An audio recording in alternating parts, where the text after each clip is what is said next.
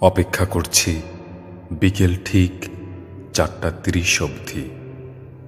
আমার দাঁতের নিচে সায়োনাইড আর শ্বাসনালীর ঠিক উপরে ধারালো ছুরি। প্রমাণ হয়েছে আমি খুনি।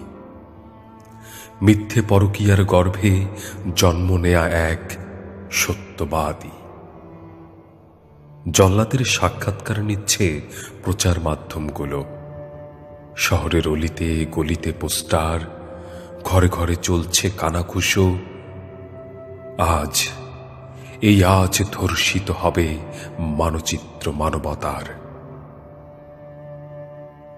আমার দোষ ছিল, আমি কয়েলের ডিমের খোসায় এঁকেছিলাম তোষামোদীর চিত্র, এঁকেছিলাম দৈহিক সুখ নিচ্ছিল আমলাতন্ত্র, আর রাতের অন্ধকারে কিভাবে পাচার হচ্ছিল গণতন্ত্র। লালা ঝরছিল গাল বেয়ে, পানশালার এক কোনায় চলছিল সুরাগ্রহণ, চলছিল উদ্দাম নর্তকীর নৃত্য। তোমরা তোমাদের সন্তানদের স্কুলে পাঠিও না, শিখিও না চন্দ্রবিন্দু কিংবা বিসর্গ, লিখতে বলো না কোনো প্ল্যাকার্ড লাল নীল কালিতে, পাঠিও না কোনো মিছিলে, তাহলে ওরা বকে যাবে, সহসাই গিলে খাবে তোমাদের বানানো ধর্ম। ওদেরকে তোমরা ছাড় দিও না, সর্বদা পড়িয়ে রেখো ভীত সন্ত্রস্ত বর্ম।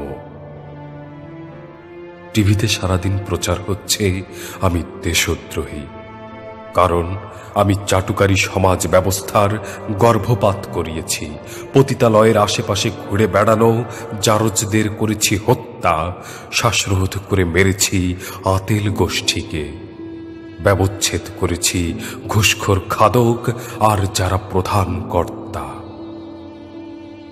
আমরা গন্ডার সমাজ, যারা দিনের বেলায় সত্য আওড়াবে আর রাতের অন্ধকারে নির্বিচারে মদ খেয়ে নিজের সততা আর মূল্যবোধকে জলাঞ্জলি দেবে।